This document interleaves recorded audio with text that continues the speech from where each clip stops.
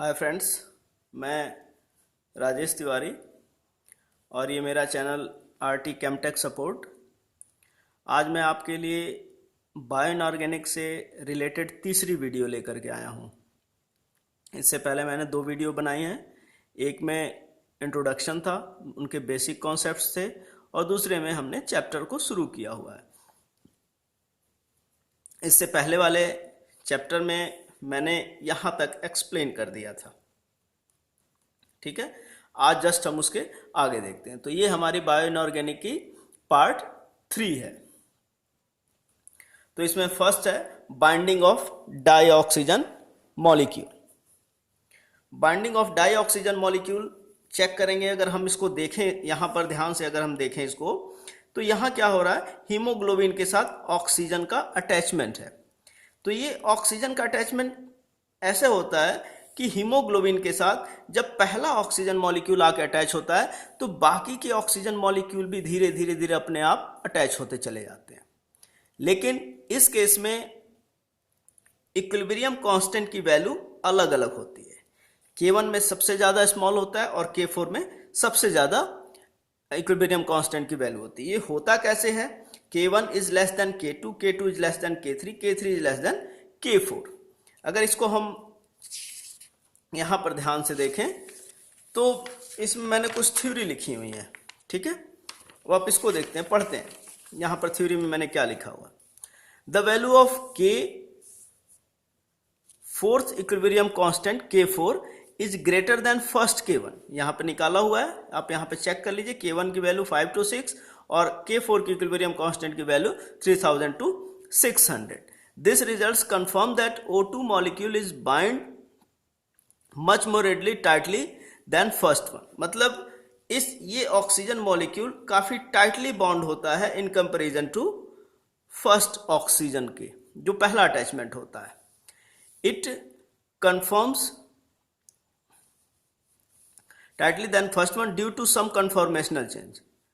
If conformational change not occurs during the reaction, the value of K4 will be small than K1। यानी कहने का मतलब यहां पर है कि जब ये चार ऑक्सीजन मॉलिक्यूल आकर के हीमोग्लोबिन से अटैच होते हैं तो उस मॉलिक्यूल का कन्फॉर्मेशनल चेंजेस होते हैं। कन्फॉर्मेशनल चेंजेस कहने का मतलब R और S की वैल्यू भी चेंज हो जाती है। उसमें उसके अटैचमेंट के ऑर्बिटल के अकॉर्डिंग अटैचमेंट होते हैं कि कौन सा ऑर्बिटल कहां पर अटैच हो सकता है, कौन PX PY, इस तरह से उनके अटैचमेंट, D ऑर्बिटल के अटैचमेंट चेक किए जाते हैं। तो ये कन्फॉर्मेशनल जो इसको और ज़्यादा रिजिड कर देता है। रिजिड करने की वजह से K4 की वैल्यू यहाँ पर बढ़ जाती है। When O2 molecules attach to Fe, the Fe atoms are readily oxygenated. If O2 molecule removed from oxyhemoglobin, reverse conformational occurs and affinity between oxygen and Fe decreases. This is called cooperative effect. यहाँ पर एक cooperative effect generate होता है। इस cooperative effect में क्या होता है कि अगर एक ऑक्सीजन मॉलिक्यूल आके हीमोग्लोबिन से अटैच हो रहा है तो सारे के सारे मॉलिक्यूल, मतलब हीमोग्लोबिन से चार के चार ऑक्सीजन मॉलिक्यूल तुरंत अटैच हो जाते हैं। अगर एक ऑक्सीजन मॉलिक्यूल निकल रहा है तो चारों के चारों ऑक्सीजन मॉलिक्यूल निकल जाते हैं हीमोग्लोबिन से। तो इसी को कहा जाता है कोऑपरेटिव इफेक्ट, ठीक है। Next myoglobin. नेक्स्ट पॉइंट है हमारा मायोग्लोबिन। मायोग्लोबिन क्या है? ये एक मोनोमर यूनिट है, ठीक है। It is a protein which it is a protein one haem group और molecule and serve as oxygen storage molecule. Myoglobin का मेन का फंक्शन क्या है? ऑक्सीजन स्टोरेज करके रखना। मोलर मास क्या है? 17,000 है। इसमें प्रोटीन चेन कितनी होती है? तो एमाइनो एसिड की 153 एमाइनो एसिड्स प्रेजेंट होते हैं मायोग्लोबिन में। मायोग्लोबिन दो होते हैं, ऑक्सीजनेटेड और डीऑक्सीजनेटेड। अगर डीऑक्सीजनेटेड मायोग्लोबिन है तो हाई स्पिन होगा। हाई स्पिन और आयरन किस फॉर्म में? Fe2 फॉर्म में। अगर ऑक्सी मायोग्लोबिन है तो लो स्पिन है और ये भी आयरन 2 फॉर्म में। हाई स्पिन और लो स्पिन के बारे में मैंने ऑलरेडी एक्सप्लेन किया हुआ है। हाई स्पिन में क्या होता है? वीक फील्ड लिगेंड होते हैं। वीक फील्ड कहने का मतलब मैक्सिमम से मैक्सिमम अनपेयर्ड इलेक्ट्रॉन होते हैं हाई स्पिन में। तो आप यहां पर लिख सकते हैं unpaired electron. Unpaired electron present होते हैं, जिसको कहा जाता है हाई स्पिन। और यहां पर क्या होते हैं, यहां पर सारे के सारे इलेक्ट्रॉन पेयर्ड कंडीशन में यहां पर सारे के सारे इलेक्ट्रॉन होते हैं, जिसको हम लोग हाई स्पिन कहते हैं। दो फंक्शन देख लीजिए, हीमोग्लोबिन और मायोग्लोबिन में डिफरेंस क्या है कि ऑक्सीजन ट्रांसपोर्ट होता है from lungs or gill to muscles, it have high partial pressure. ये सारा का सार हीमोग्लोबिन में ऑक्सीजन का अटैचमेंट और उसका ट्रांसपोर्टेशन टूवर्ड्स द मसल्स, ये सारा का सारा काम कितने पर होता है, हाई पार्शियल प्रेशर। इसको नोट कर लेना, हाई पार्शियल प्रेशर में। जबकि ऑक्सीजन स्टोरेज इन मसल्स टिश्यू मायोग्लोबिन के केस में ये लो पार्शियल प्रेशर पे काम करता है। अगर मायोग्लोबिन ऑक्सीजन को कंटेन करेगा, ऑक्सीजन एब्जॉर्ब करेगा, तो किस पर करेगा, लो पार्शियल प्रेशर, और ये किस पर करता है, हाई पार्शियल प्रेशर पे। मैं आपको एक बता दूं कि हम क्या कर रहे हैं कि हम बायो इनऑर्गेनिक पढ़ रहे हैं, तो बायो इनऑर्गेनिक में केमिस्ट्री का एक चैप्टर है, तो हमको इसकी केमिस्ट्री पर ज़्यादा ध्यान देना, ना कि बायोलॉजी पर। ठीक है, तो जितनी ज़्यादा से ज़्यादा हो सके हमको इसकी केमिस्ट्री मालूम करनी है। अब देखिए, जैसे इन मसल्स टिश्यूज में क्या होता है, मसल्स टिश्यू में C6H12O6 के साथ ऑक्सीजन का अटैचमेंट है। जो ही ऑक्सीजन का अटैचमेंट होता है उसमें क्या बनता है, कार्बन डाइऑक्साइड, वाटर और एनर्जी। एनर्जी किस फॉर्म में, ATP और NADPH के फॉर्म में रिलीज हो जाती है। ठीक है, अगेन कार्बन डाइऑक्साइड और वाटर क्या करते हैं, ये सारी की मसल्स में रिएक्शन हो रही हैं। कार्बन डाइऑक्साइड और वाटर मॉलिक्यूल मिलकर क्या बनता है, H2CO3 बना देते हैं, और एंजाइम के प्रेजेंट में क्या करते हैं, H+ आयन और SCO3- आयन में कन्वर्ट हो जाते हैं। ये फिर अटैचमेंट होते हैं, ये फिर आपस में अटैच होते हैं। अटैच होने के बाद H2CO3 H2 और CO2 का फॉर्मेशन कर देते हैं। ठीक है, नेक्स्ट पॉइंट क्या है, नेक्स्ट पॉइंट है बोहर इफेक्ट। बोहर इफेक्ट क्या कहता है, बोहर इफेक्ट ये बताता है कि ऑक्सीजन के साथ affinity of haemoglobin towards oxygen decreases with decrease in pH. कहने का मतलब यहां पर ये बोहर्स ने हमें ये बताया, चलिए बोहर का ग्राफ भी मैं ले लूं ताकि आपको आसानी से समझ में आता रहे। ये बोहर का ग्राफ है, ठीक है। तो इस ग्राफ में ये कहा जा रहा है affinity of haemoglobin towards oxygen decreases with decrease in pH. अब आप देखिए बीच में क्या है, ये हीमोग्लोबिन का ही पार्ट है और ये भी हीमोग्लोबिन का ही, ये ग्राफ भी हीमोग्लोबिन का ही बता रहा है, ये भी ग्राफ हीमोग्लोबिन, ये मायोग्लोबिन का ग्राफ है। यहां पर पीएच 7.6, यहां पर पीएच 6.8। दोनों में डिफरेंस क्या है कि यहां पर पीएच हमारा बेसिक है और यहां पर क्या है, पीएच हमारा एसिडिक है। तो ये पीएच एसिडिक कैसे हुआ, कैसे कन्वर्ट हुआ, तो ये पीएच हुआ जब कार्बन डाइऑक्साइड का कंजम्पशन बढ़ जाता है। तो उस केस में क्या होता है, carbon dioxide acidic in nature होता है तो पीएच को कम कर देता है। ठीक है, तो यहां पर यह कहा जा रहा है कि affinity of haemoglobin towards oxygen decreases with decrease in pH, this is called as Bohr effect, और इसी को नाम दिया गया बोहर इफेक्ट। हीमोग्लोबिन के केस में चेक करते रहते हैं, haemoglobin high affinity for dioxygen at high partial pressure. देखिए यहां पर अगर ये पार्शियल प्रेशर्स की लाइन है, इस पार्शियल प्रेशर पे क्या हो रहा है, अगर हम 10 की बात करें और 14 की बात करें तो 14 पर आप चेक करिए हीमोग्लोबिन का बाइंडिंग ज्यादा है। ठीक है, जैसे जैसे पार्शियल प्रेशर बढ़ता जाएगा हीमोग्लोबिन का बाइंडिंग इंक्रीज होगा, लेकिन अगर कार्बन डाइऑक्साइड प्रेजेंट है तो जैसे ही पीएच उसके ऊपर इफेक्टिव होगा वो फिर डिक्रीज कर जाता है। तो एक पर्टिकुलर पॉइंट पर ही, इसे P50 के नाम से जाना जाता है, तो एक पर्टिकुलर पॉइंट पर ही ये पीएच 7.6 पर ही ज्यादा से ज्यादा ऑक्सीजन का डिसॉल्व होगा हीमोग्लोबिन के अंदर। Myoglobin high affinity for dioxygen at low partial pressure. देख लो यहां पर 10 पार्शियल प्रेशर, अगर यहां पर हम काउंट करें तो हीमोग्लोबिन के केस में इतना ही डिसॉल्व हुआ है, लेकिन जो ही पार्शियल प्रेशर कम होता है लंग्स के अंदर, यहां पर क्या कहते हैं कि मायोग्लोबिन में ऑक्सीजन का डिसॉल्वमेंट बढ़ जाता है। ठीक है, when haemoglobin carries dioxygen into muscles it experience the lower partial pressure. of dioxygen. At the same time, affinity of myoglobin for dioxygen is very high. Therefore, oxygen transfer from hemoglobin to myoglobin. ठीक है, तो ये कहाँ पर होता है? ये सारा का सारा काम मसल्स पे होता है. एक रिएक्शन देख लीजिए, हीमोग्लोबिन 4 ऑक्सीजन मॉलिक्यूल उसके साथ मिलकर के ये बनाता है कहाँ? लंग्स में. हीमोग्लोबिन प्लस 4 मायोग्लोबिन आ जाता है अटैच होने के लिए, तो ये हीमोग्लोबिन को बाहर निकाल दिया और मायोग्लोबिन के साथ ऑक्सीजन अटैचमेंट हो गया. ये कहाँ हो गया? ये मसल्स में काम हुआ. ठीक है, मायोग्लोबिन के केस में देख लेते हैं Mb प्लस O2 MbO2. ये +2 से रिएक्शन हम देखते आ रहे हैं, इसको ध्यान में रखेंगे आप. एट टाइम टी पर कंसंट्रेशन इसका 1 है, बाकी का कंसंट्रेशन 0, यानी कोई रिएक्शंस नहीं हुई.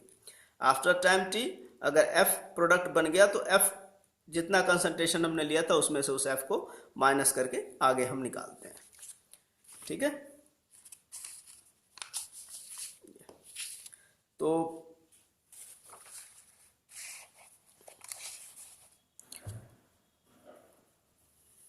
ये मायोग्लोबिन के केस में आप इसको चेक कर लीजिए. इक्वेशन बनी, ये इक्वेशन कहाँ से आई? ये equation concentration of product upon concentration of reactant. F क्या है? फ्रैक्शन है. फ्रैक्शन के फॉर्म में इसको सॉल्व किया तो KMB करके ये फॉर्मूला बना, फाइनली ये formula.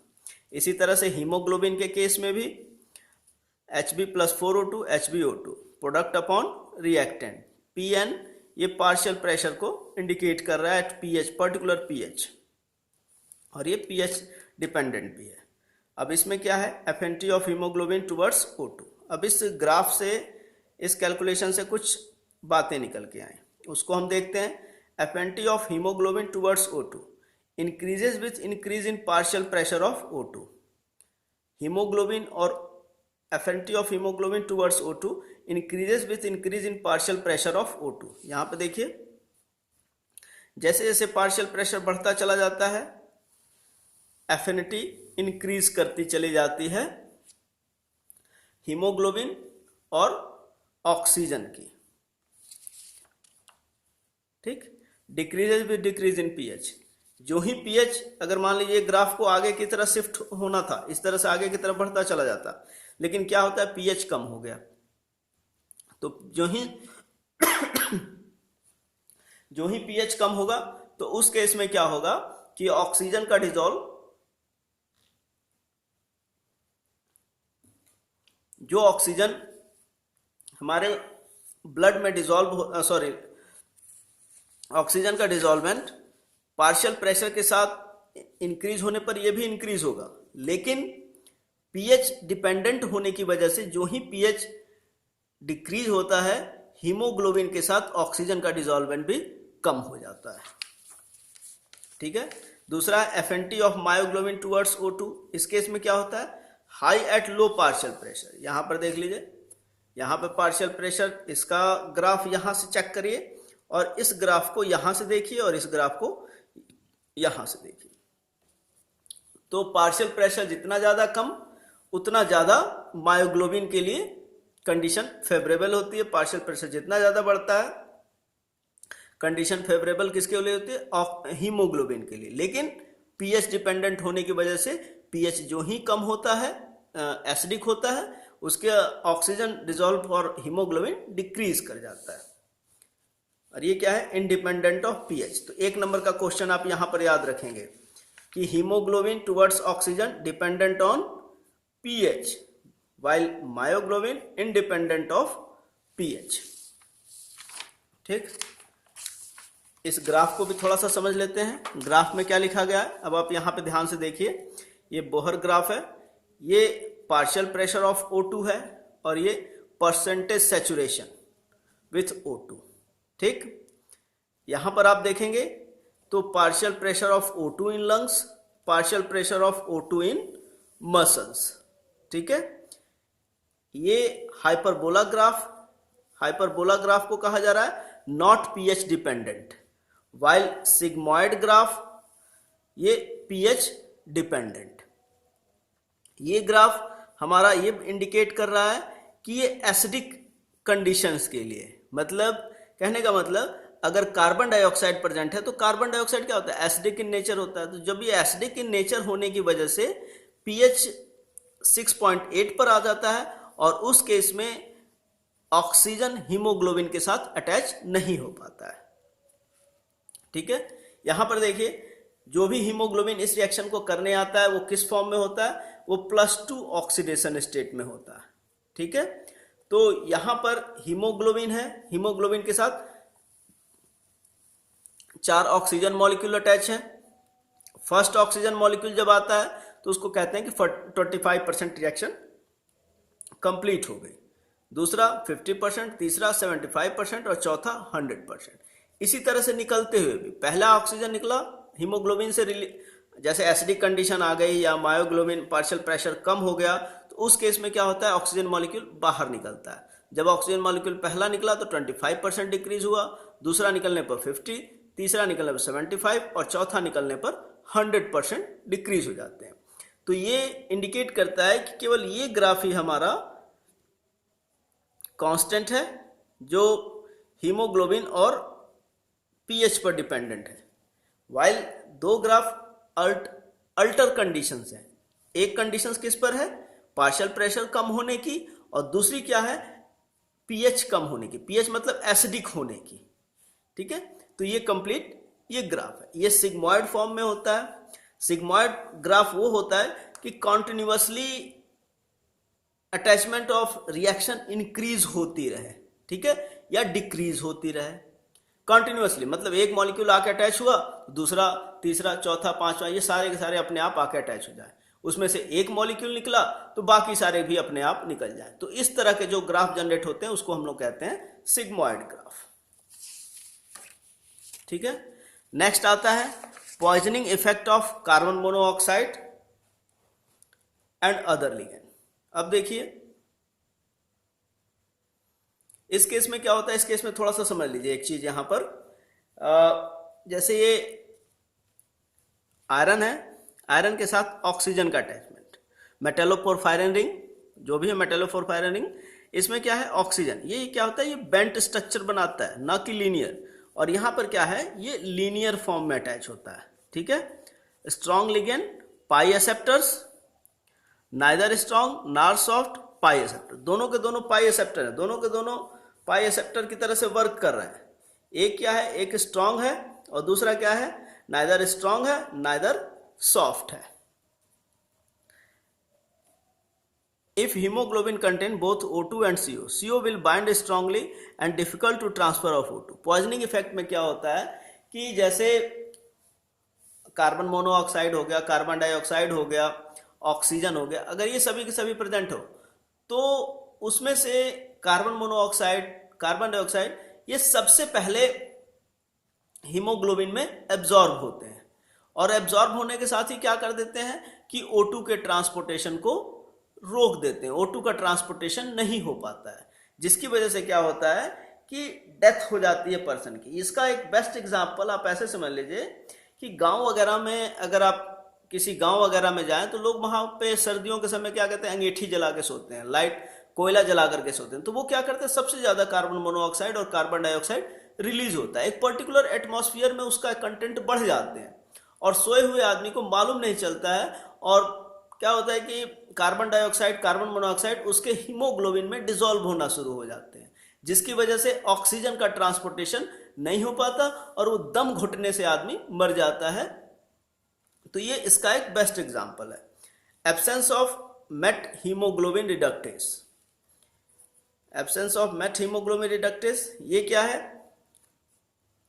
It is a metal protein in this iron third stage. Iron third stage अगर आप चेक करें यहां पर Fe2+N and this one is Fe3+N। Condition H+N, acidic condition में रिएक्शन। ठीक है, its size is small and fitted to porphyrin ring of haemoglobin. Fe3 है तो उसका साइज क्या होता है, स्मॉल होता है और वो मेटेलोपोरफायरिन रिंग में आकर के अटैच हो जाता है, porphyrin ring of haemoglobin without binding oxygen. Fe3+N has an increased affinity for dioxygen binding. This activity reduces the ability of red blood cells to release oxygen to muscles.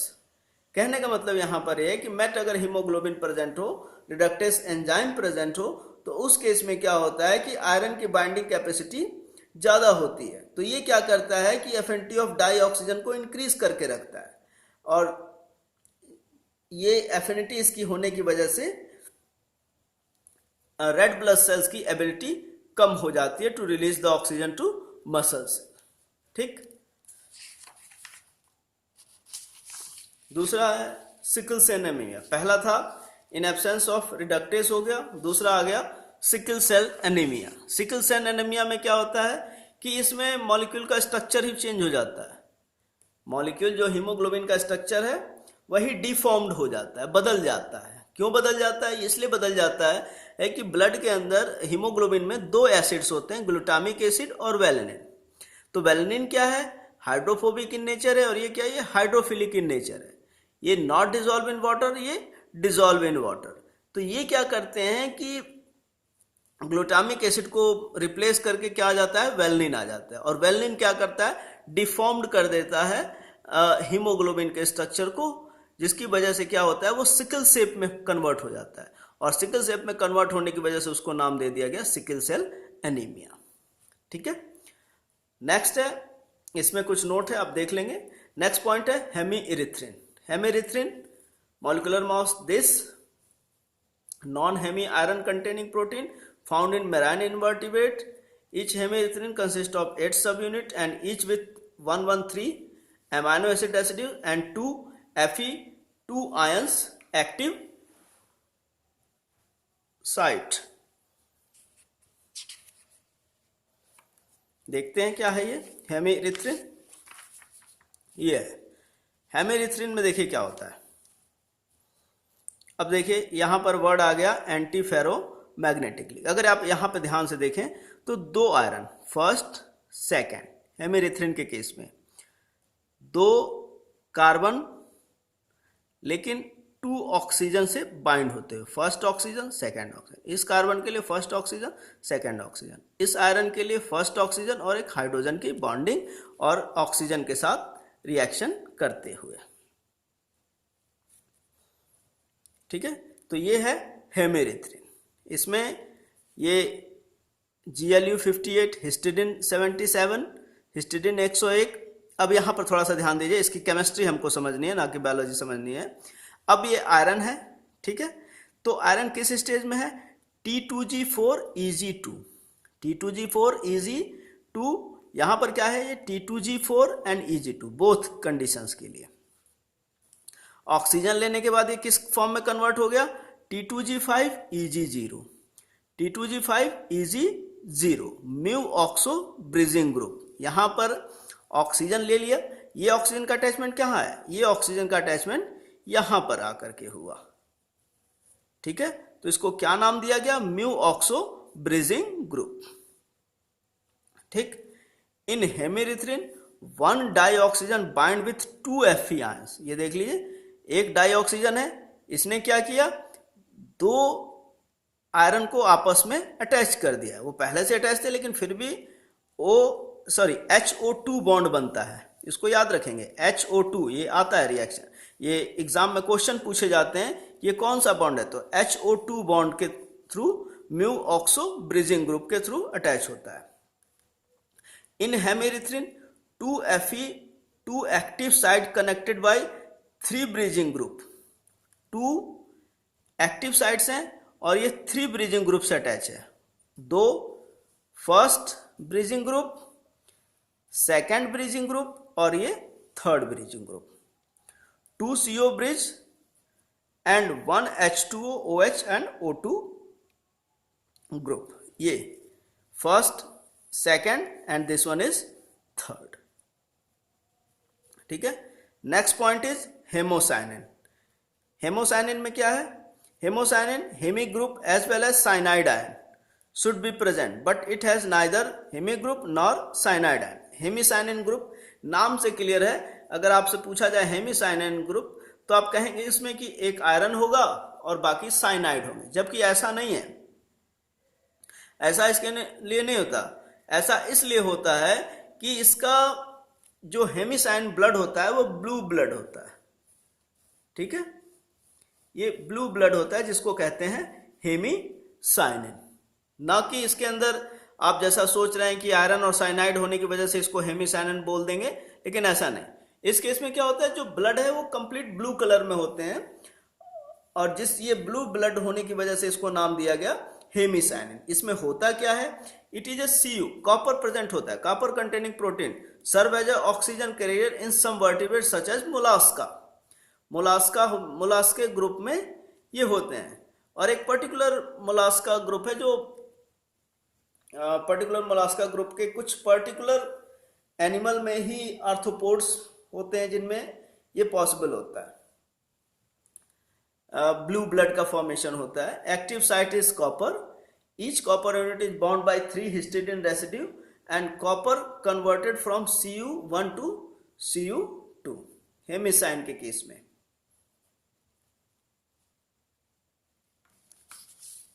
अब देख लीजिए हेमिसाइन कौन सा है, हेमिसाइन हमारा ये ग्रुप हेमिसाइन। यहाँ पे देखिए ये डीऑक्सी फॉर्म है, Cu+1 कलरलेस D10, ठीक।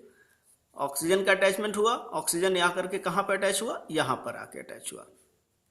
Oxy form Cu2+ and blue due to bridging of O2 and Cu, LMCT की वजह से इसका ये ब्रिजिंग हुई, ठीक। ओके गाइस, आज वाले में बस इतना ही। इसके लिए बात नेक्स्ट वीडियो, क्योंकि वीडियो की लेंथ बढ़ाने से ज़्यादा इफेक्ट पड़ता है, तो मैं आज के लिए बस केवल इतना ही दे रहा हूँ। नेक्स्ट वीडियो में इसके आगे हम चेक करेंगे, और कुछ मल्टीपल चॉइस क्वेश्चन भी हम देखेंगे नेक्स्ट वीडियो में।